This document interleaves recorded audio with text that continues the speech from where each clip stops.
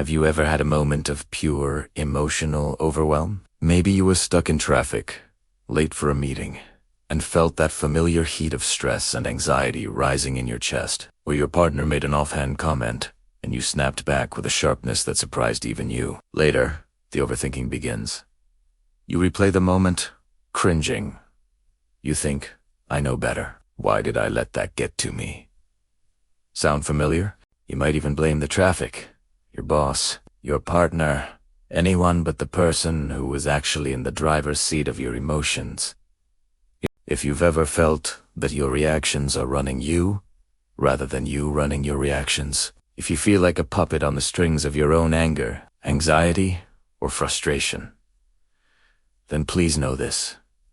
You're not at the mercy of your wiring. You're facing the central challenge of modern life. Reactive living.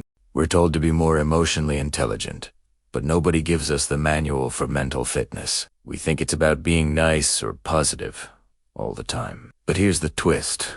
Ancient Stoic philosophy offers a radically different, more powerful view. Emotional intelligence isn't about suppressing what you feel. It's about mastering your judgment of what you feel. True strength lies in the space between a trigger and your response. This is the core of resilience and mindfulness. So, before we go any further, I want you to do something real. Think of one specific, recent time you reacted in a way you later regretted, a moment of emotional burnout. A time you yelled, sent that angry text, or shut down completely. Hold on to that memory. We're going to unpack it together, and by the end of this, you'll have a new mental toolkit for emotional regulation and navigating anxiety. This is your first step toward proactive calm and sustainable well-being. Part 1. The myth of positive vibes only, and the anatomy of a reaction. Let's clear up a massive misconception. The goal of emotional intelligence is not to be happy 24/7. That's not just unrealistic. It's a form of self-suppression that backfires spectacularly. Crazy, right? Think of your emotions like the weather system inside your mind. You have sunny days of joy, stormy days of anger, and foggy days of confusion. Now, you can't stop the rain from falling, right? But you can decide to put on a coat, grab an umbrella, or simply watch it from your window without getting drenched. This is mindfulness in action. Most of us, however, see a single cloud and panic, running outside to yell at the sky, demanding it be sunny. This is what reactive living looks like, and it's a fast track to energy depletion.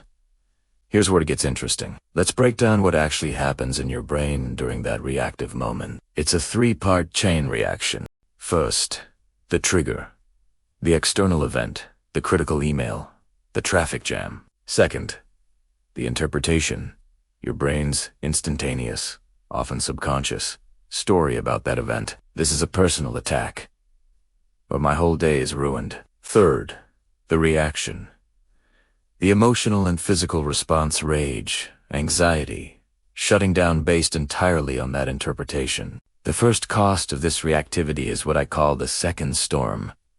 The initial trigger is the first storm. It's a fact. It happened, but you're uncontrolled. Reactive emotion, the rage, the spiral of anxious overthinking. That's the second storm, and it's the one that does the real damage. You are essentially hitting yourself with a hurricane because someone splashed a puddle on you.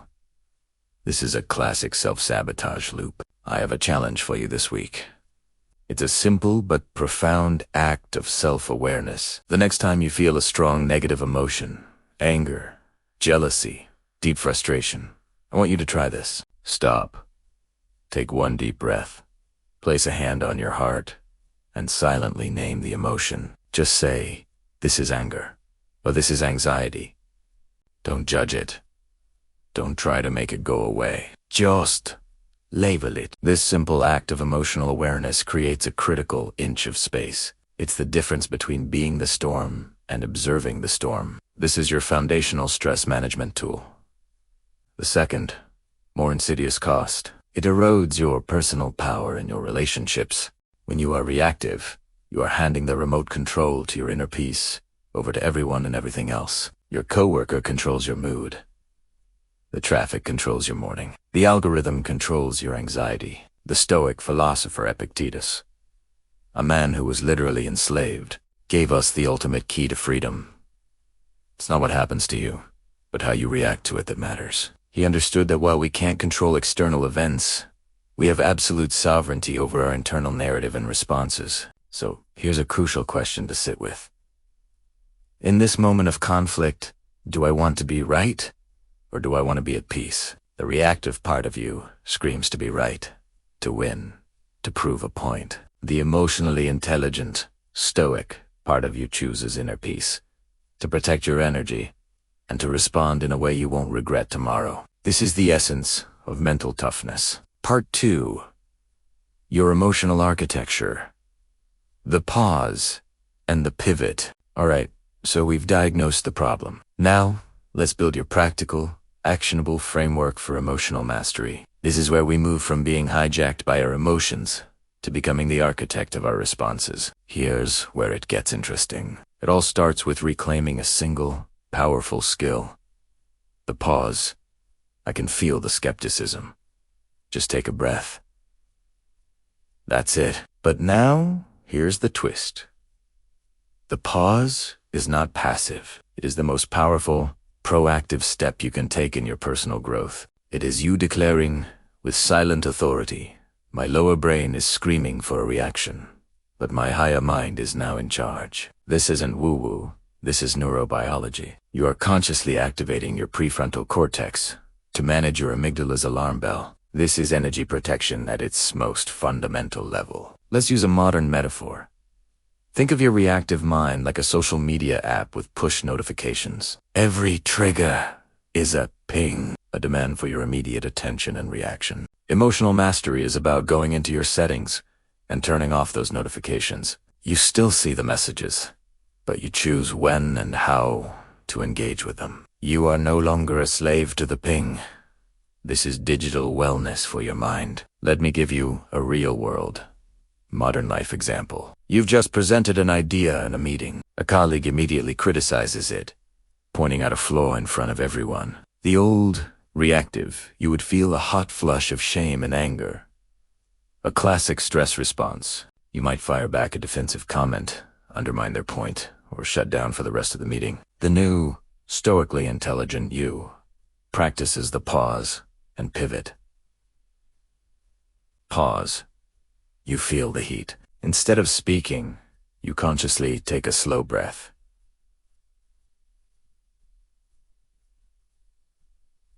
You feel your feet on the floor. This is your mindfulness practice in real time. Label, internally, you name it.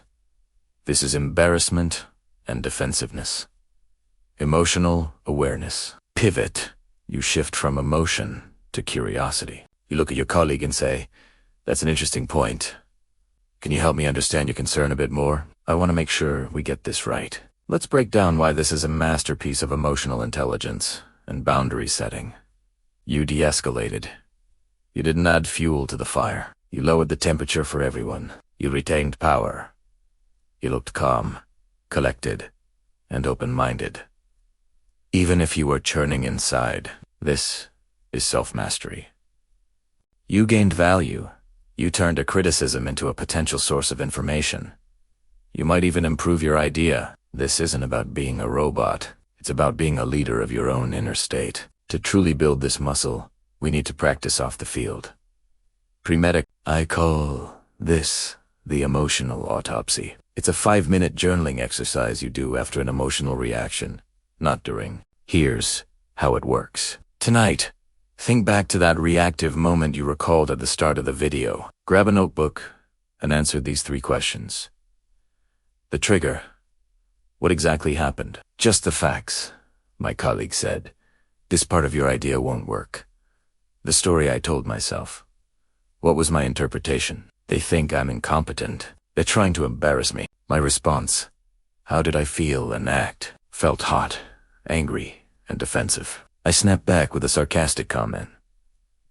Doing this autopsy isn't about self-judgment. It's about pattern recognition. You begin to see the direct link between the stories you tell yourself and the emotions you experience. This is how you rewire your internal narrative over time. Let's make this real right now. I want you to think of one predictable, low-stakes trigger in your upcoming week. Maybe it's your child not listening, a slow-moving line at the coffee shop, or a mildly frustrating email. Your mission is to apply the pause.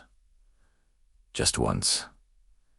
Breathe before you react. Just notice what happens. Then, if you're willing to be accountable, write "I accept" the hashtag pause for power challenge in the comments below. Let's build a community of people supporting each other in mindful living and stress management. Part 3. From reactivity to wisdom. The Stoic Reframe. This final part is about the deep, internal work, the mindset shift that turns emotional triggers into teachers. Because without this, pausing can feel like just holding your breath. With it, it becomes a source of profound wisdom and self-development. The Stoics were masters of cognitive reframing.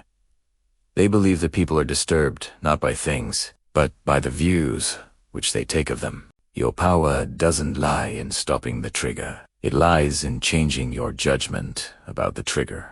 This is the ultimate tool for managing overthinking. The first major shift is to trade judgment for curiosity. When someone cuts you off in traffic, the judgment is, "What a jerk. He's so entitled and reckless." This thought directly fuels your anger. The curious reframe is, "I wonder if he's having a medical emergency. Or maybe he's just having a worse day than I am." This isn't about making excuses for them. It's about freeing yourself from the corrosive effects of anger. As Marcus Aurelius wrote, when you wake up in the morning, tell yourself, "The people I deal with today will be meddling, ungrateful, arrogant, dishonest, jealous, and surly. I cannot be angry with my brother or sister because we are made for cooperation." He was preparing his judgment in advance. This is proactive mental health. The second shift is to see obstacles as fuel. The Stoic art of turning the obstacle upside down is the ultimate emotional intelligence hack. The critical colleague isn't a villain. They are a free quality assurance tester for your ideas. The stressful project isn't a nightmare. It's a gym for your resilience and focus. The frustrating person in your life isn't a punishment. They are your personal mindfulness coach, constantly giving you opportunities to practice patience and self-control. Let's make this reframing tangible. I want you to practice being a virtue finder. For one day, your mission is to take 3 frustrating moments and actively search for the hidden virtue or skill they are inviting you to practice. Is a delayed train an inconvenience? Or is it an invitation to practice patience and being present without distraction? Is a difficult conversation with your partner a source of anxiety? Or is it an opportunity to practice courageous communication and compassionate listening? Is a work failure a blow to your ego?